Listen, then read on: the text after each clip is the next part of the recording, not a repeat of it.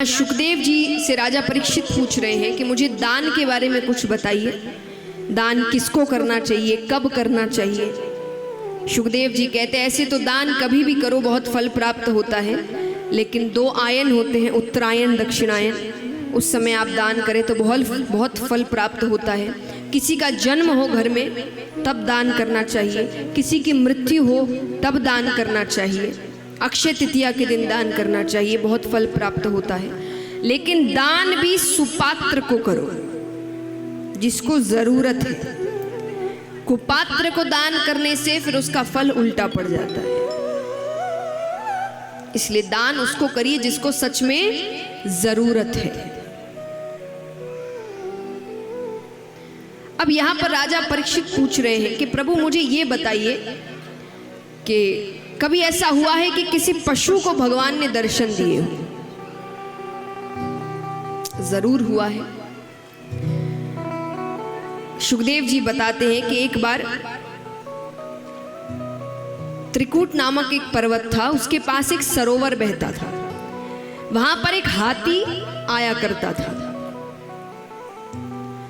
हाथी भी कैसा? सफेद हाथी, बहुत सुंदर और शक्तिशाली, इतना कि उसकी सुगंध से शेर भी डरकर भाग जाए। उसका नाम था गजेंद्र।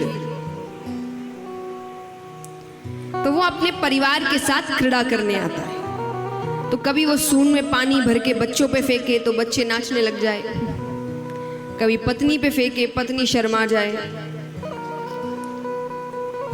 अब यही खेल पानी में हो रहा है कि उस पानी में ग्राह आता है। ग्राह यानी मगरमच्छ। वो आके गजेंद्र के पैरों को पकड़ता है। अब पैरों को पकड़ते ही गजेंद्र सोचे कि ये इतना सा ग्राह मेरा क्या बिगाड़ लेगा, मैं इतना शक्तिशाली। देखिए, इस कथा जैसे हर कथा का एक सार है, सीख है। इस कथा में गजेंद्र यानी हम और ग्राह यानी काल।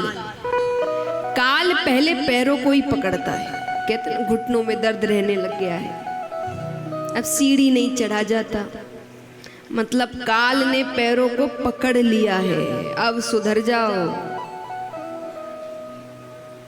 पर हम कौन है?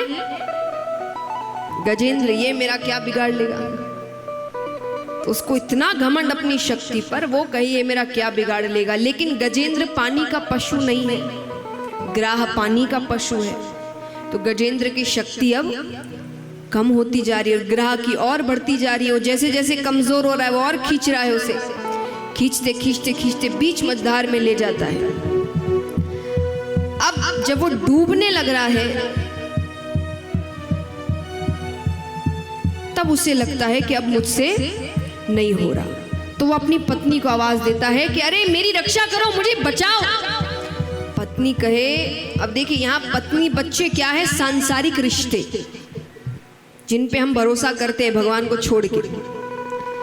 तो वो पत्नी को आवाज लगाए कि अरे मुझे बचाओ। पत्नी कहे बचा तो लूं, पर क्या पता आपको छोड़ के वो मेरे पैर पकड़ ले, मैं नहीं आ सकती। और बच्चों से कहता है कि अरे तुम तो मेरी रक्षा करो, तुम्हारे लिए मैंने क्या नहीं किया। बच्चे कहते चिंता मत करिए, आपका सब काम अच्छे से करेंगे, पैसे की कमी नहीं रखेंगे।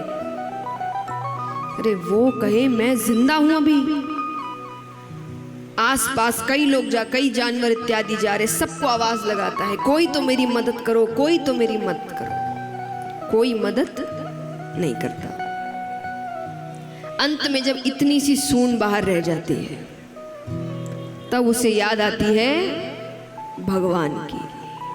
अब वो कहे हे परम पिता परमेश्वर मेरी रक्षा करो, हे द्वारिका के नाथ मेरी रक्षा करो, हे द्वारिकाधीश मेरी रक्षा करो।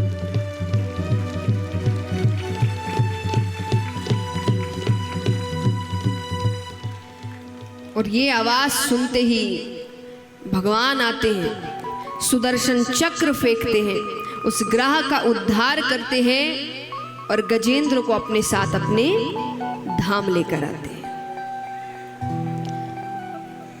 इस प्रकार भगवान ने एक पशु की रक्षा की, उसे अपने धाम लेकर आए। और यहाँ छोटी सी बात आती है बहुत ही सुंदर समझाने को कि भगवान अपने भक्तों से कितना प्रेम करते हैं।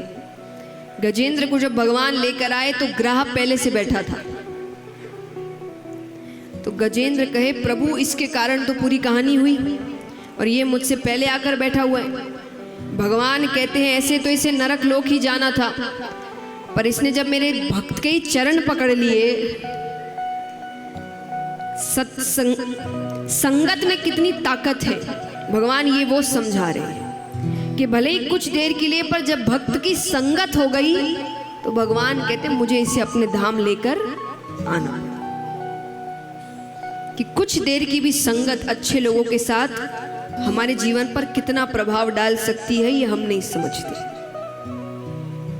हम सिर्फ मौज मस्ती के पीछे लगे हुए हैं, अच्छाई क्या देखना, मजा आ रहा है ना, बस वो मजा आगे जाके आपके लिए कितना हानिकारक होगा ये हमें समझ नहीं आता। कई बार होता है ना, माता पिता पहले ही पहचान जाते हैं गलत दोस्तों को, सालों बाद जब वो दोस्त धोखा देता है तब लगता है सही कहा था।